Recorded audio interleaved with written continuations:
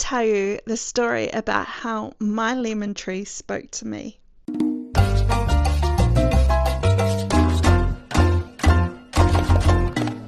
Now, I've always been envious of going to somebody's house and they have these big lemon trees with all these lemons on it, and it frustrates me when I see that they're going to waste.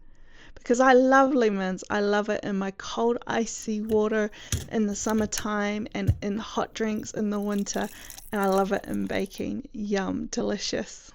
So when I bought my house, I knew the first thing that I wanted to buy was a lemon tree.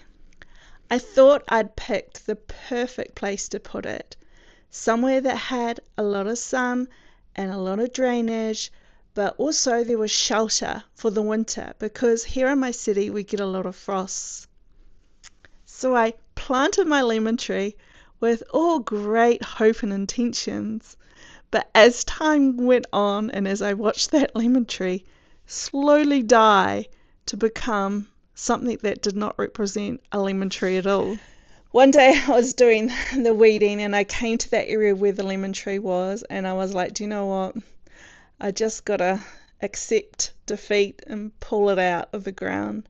So as I was digging out, I bent over just and grabbed one of the little twigs that still remained at the top and just bent it, and it looked like it wasn't completely dead. So I thought, what about if I just dig it up, dig a hole somewhere else and put it there and see if it makes any difference? So I did this. I had nothing to lose, right? Slowly, it started to get a little green on it. So it slowly started to grow a little bit. And then over this last summer, it's growing. And I am so excited because finally I have lemons on my lemon tree. I want to do a shout out to my friend's dad, Don. He's given me some lovely food to feed my lemon tree. So thanks, Don, so much for this. Now, how did this lemon tree speak to me? Sometimes we can be planted in environments that are not the right environments for us to flourish, to blossom, to grow. Making a change can put us in a position where we're meant to be and able to nurture ourselves to be able to grow and flourish again. And I really believe that that's speaking to me for my next chapter. I never planned to come back and live in New Zealand. I'd moved to Australia. I went to London on a 2-year working holiday visa, and the plan was always to go back, except for I became pregnant, and that's how I ended up back here. So I'm really excited about studying my new chapter. In a new environment, there's this thing too where you can create new habits. Like your habits change, and it will just give me that boost. Now, to be fair, you have to also be careful. There are some people that change environments all the time, thinking that that is going to solve their problems, but their problems actually lie within themselves, so that they just keep repeating the same pattern because they're not learnt. I promise you I've searched myself. This is not the case here. At the end of this video, I will share with you how my friend's olive tree spoke to me.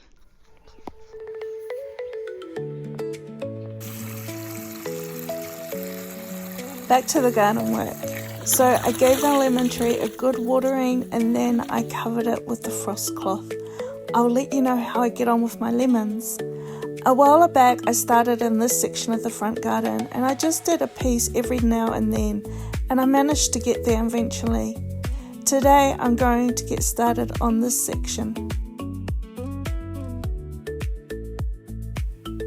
I use the old recycling bins to fill up with weeds, and I have a mat that used to be in my donut trailer that I use for kneeling on or sitting on when I'm weeding. I recently swapped over from the small green bin to the big green bin, and my goal is to every week have this full when the rubbish truck comes. I have finished for the day. It doesn't look like I've done loads, but it really was hard work. There's a lot of twitch and roots in here, and while I've still got lots to go, at least I made a start. I also found these plants that I planted ages ago. Look, they're still surviving even behind all the weeds. Now these ones I've got to put in the red bin, but hey, look, I managed to fill the green bin to the top. Plus it also had some that I couldn't fit in. Let's go and see if Poppy wants to go for a walk. Poppy, do you want to go walkies? You want to go? Oh! You want to go walkies? Yeah, you checking yourself out before you go out. Hey? This is definitely her happy place. Poppy! Woo! Poppy, are you happy? Are you happy? Oh! After I had finished taking Poppy a walk, I went and collected some free wood for the fire. So this year I haven't brought wood, but I managed to get a good load for free. So this is the door inside my bedroom, and I've put these post-it notes up there. So I have some big goals that I want to achieve, but instead of looking at the big goal all the time, I like to make a whole lot of little goals that I need to achieve in order to achieve the big goal. So on this door here are the goals that I have to achieve.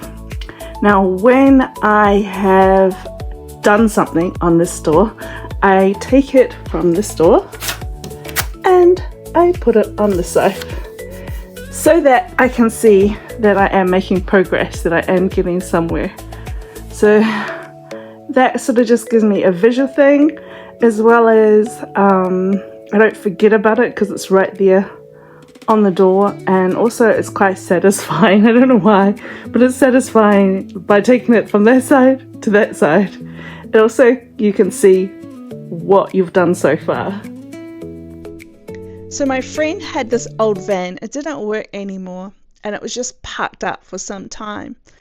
Someone offered some money for it and they took the van away. Behind the van there was an olive tree. Now the olive tree didn't really do that much, but with the van removed, it was getting a lot more light, and then it flourished, and they've just harvested a whole lot of olives off their olive tree. Now she told me this story and I was like, wow, I can hear something in that. Sometimes we can be in the right position to grow, but there are things in our environment, could be people, could be friends, could be family.